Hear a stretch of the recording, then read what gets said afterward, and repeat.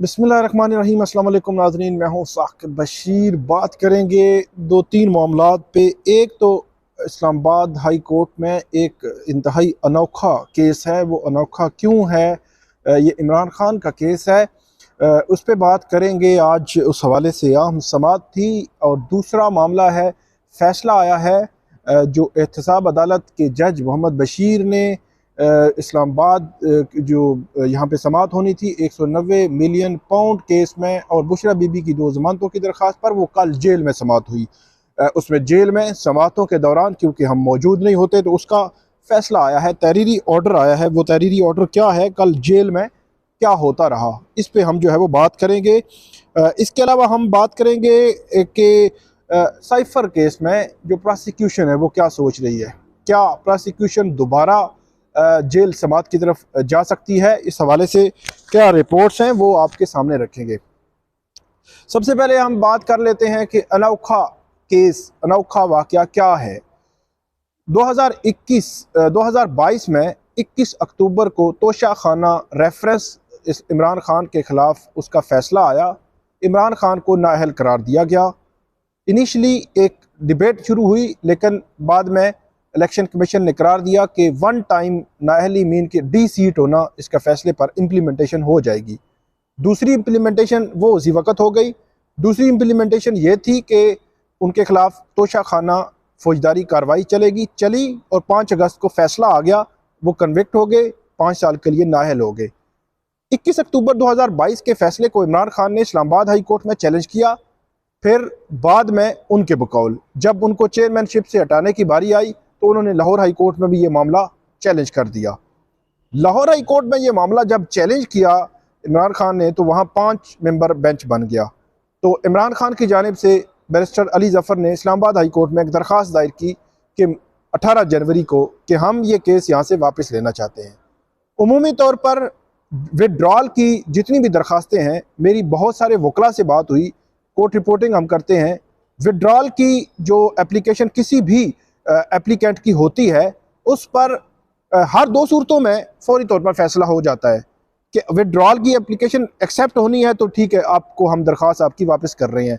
अगर एक्सेप्ट नहीं होनी तब भी, अगर उसमें कोई चीटिंग की है अदालत के साथ तो उसका फैसला भी हो जाता है। मतलब इसमें क्योंकि मेरिट्स होते नहीं है ना, विड्रॉल है सिंपल। तो उस पर 18 जनवरी को दरख्वास्त दायर हुई, लेकिन 13 सितंबर तक उसका जो है फैसला नहीं हुआ और 13 सितंबर को फैसला महफूज हो गया।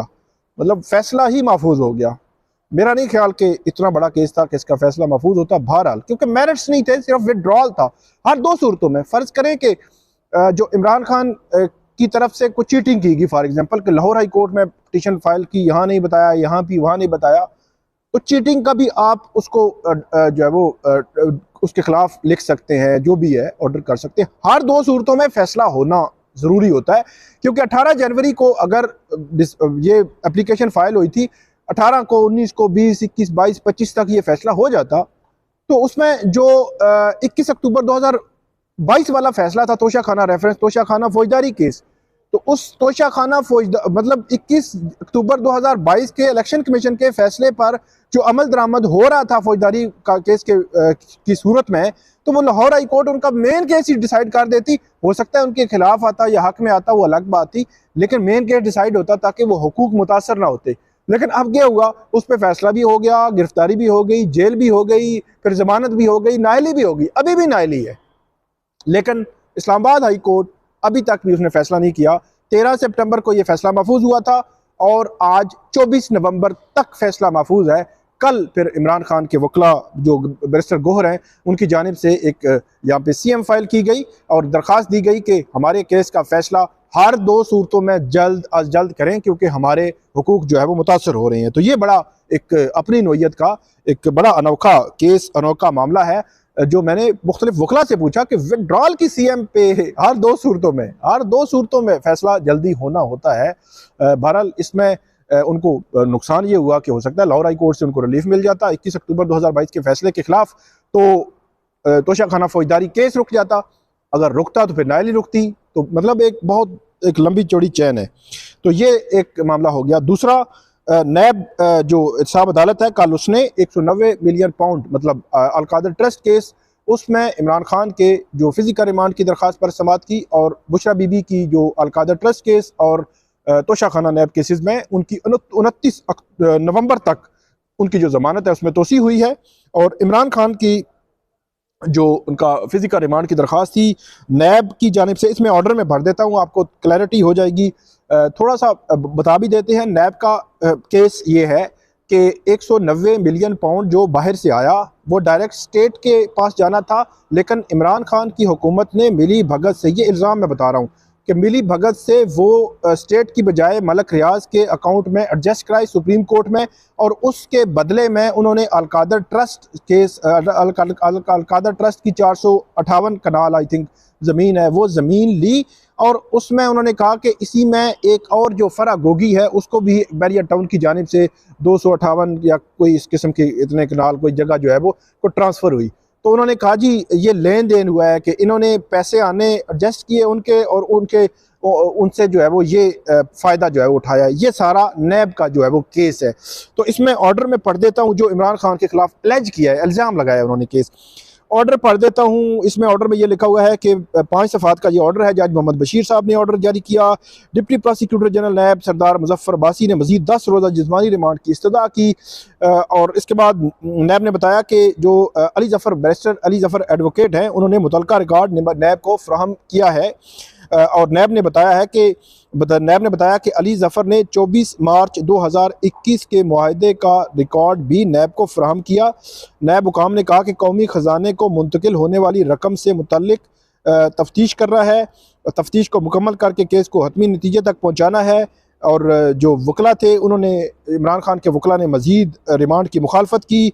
और एक लेटर 6 नवंबर 2019 का मशरक बैंक से मुतल्लिक है, जिस मशरक बैंक के कल जो लेटर आया था कि उनकी रकम थी उन्होंने ख़ुद ही भेजी पाकिस्तान में और ख़ुद ही एडजस्ट की। ये उनका लेटर जो सुप्रीम कोर्ट में आया है। और उनकी मुराद मलक रियाज की जो फैमिली है। वकला ने कहा कि चेयरमैन पीटीआई का रकम से कोई सरोकार नहीं है। जो इमरान खान के वकला है उन्होंने ये भी कहा कि पीटीआई चेयरमैन का 240 कनाल जो अराजी है उससे भी कोई सरोकार नहीं है। और उन्होंने ये भी कहा कि चेयरमैन पीटीआई 2 कैंसर अस्पताल बनवाए, तीसरा कराची में बनवा रहे हैं। और नैब ने कहा कि हमने जो बैरिस्टर अली ज़फ़र ने जो रिकॉर्ड फ्राहम किया है हमने उसको एग्जामिन करना है और इसलिए हमें रिमांड चाहिए। और उसके बाद अदालत ने कहा कि ठीक है 4 रोज़ा रिमांड हम आपको देते हैं। 27 नवंबर तक ये रिमांड जो है वो अब दिया गया है।